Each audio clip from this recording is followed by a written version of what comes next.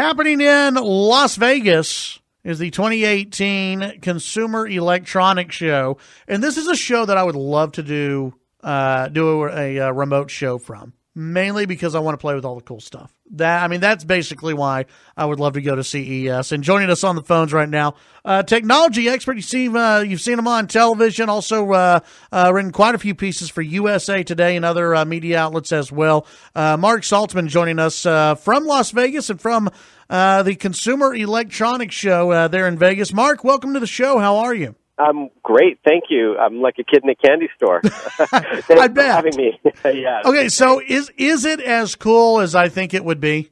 Yes, it is. However, it's exhausting. We're talking more than 50 football fields worth of consumer electronics. I know I can hear all the little violins from your listeners. Yeah, exactly. It is an exhausting show because of the sheer size of it, but it is exciting. This is the show where all the new technology makes its initial debut.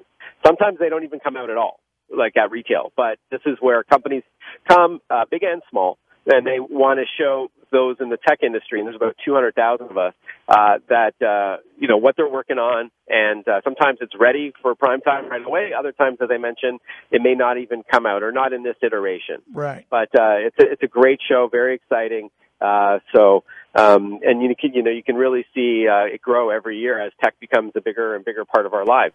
Well, and I've been doing a lot of reading on this, and including from some stuff that you've written and that you've sent out on Twitter, and it seems as though voice enabled and virtual reality and even foldable televisions are some of the big hits so far, and maybe some of the big trends still in 2018. Is that right?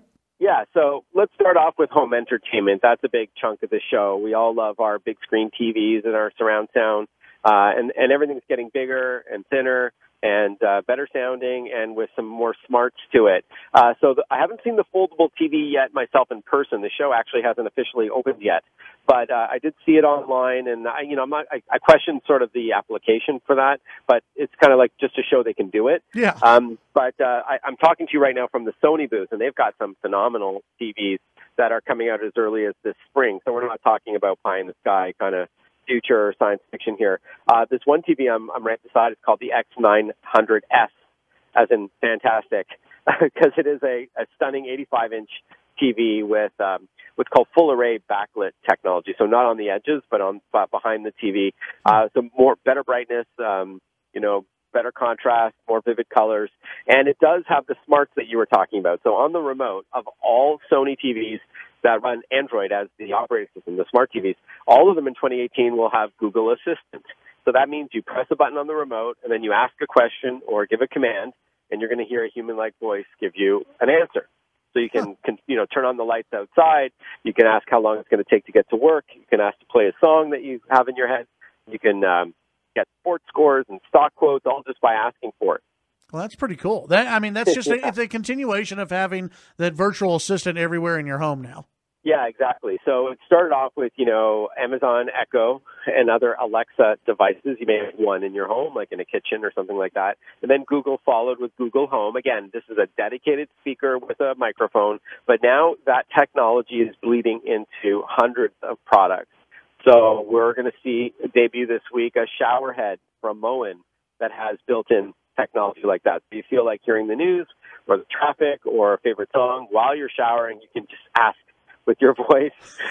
We've seen... I don't know, that's kind of weird, right? Yeah, a little bit. But okay, I can see how someone would buy that. Yeah, it's one of those things like, do we need it? But it's just to show that it can be done. Right. So we're going to see that built into a lot of technologies. So that's one trend.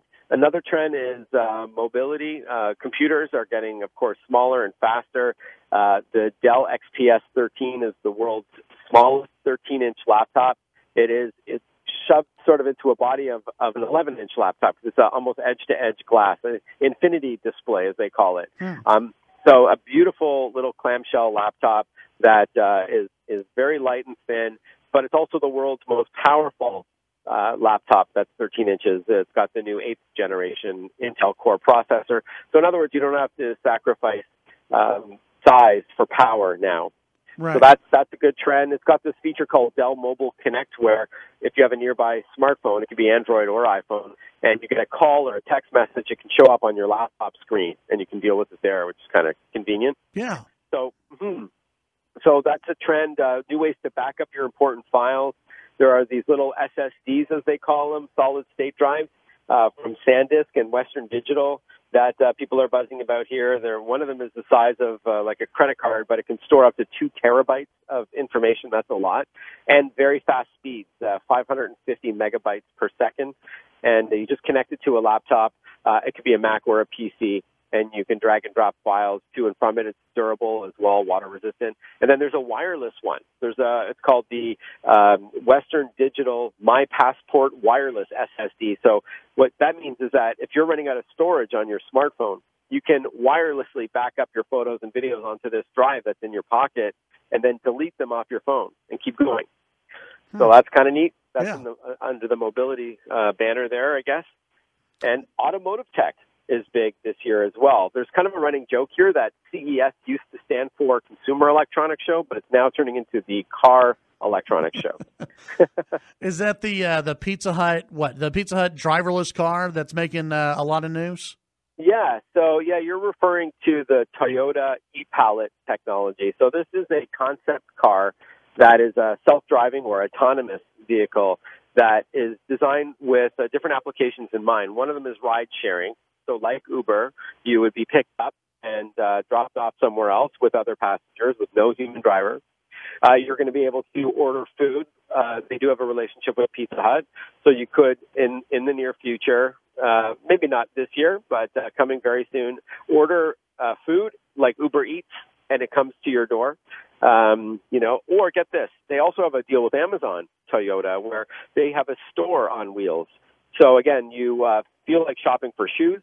Instead of going to a mall, you say, I want to buy some shoes. They come to you. Wow. And an autonomous vehicle will come to you, and you pick which shoes you want, try them on, process the order, complete the transaction, and then it drives off. So that's kind of neat. Yeah, that's called e-Palette. It's just, we're not seeing it in person here at the show. There's videos and there's interviews about it, but they promise that by the Tokyo Olympics in 2020, they'll have a live demonstration of it. So nothing immediate there, but Hyundai has some technology that we will see as early as this fall. They've got their Nexo, which is a next-generation fuel cell electric SUV. So it's powered by hydrogen, and it can drive as far as 370 miles. That's a huge range, on one charge. Right. So the way it works is hydrogen gas passes through what's called a fuel cell stack that mixes the hydrogen with oxygen in the air to generate an electric current. And the only byproduct is water or vapor.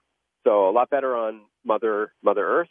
And so it's a sort of common misconception that a fuel cell burns the hydrogen. It doesn't. It just makes water when it's mixed with air to create the electric current. So this Hyundai vehicle called the Nexo, Nexo, is coming as early as this fall. Wow. Amazing. Mark, I appreciate your time today. I know you've got to get going, and I'm sure you'll have a lot of fun at CES over the next few days. Thank you so much for having me. Appreciate it. Absolutely. Thanks for joining us. That's Marc Saltzman out at CES Consumer Electronics Show. Chad Hasty Show, KFYO.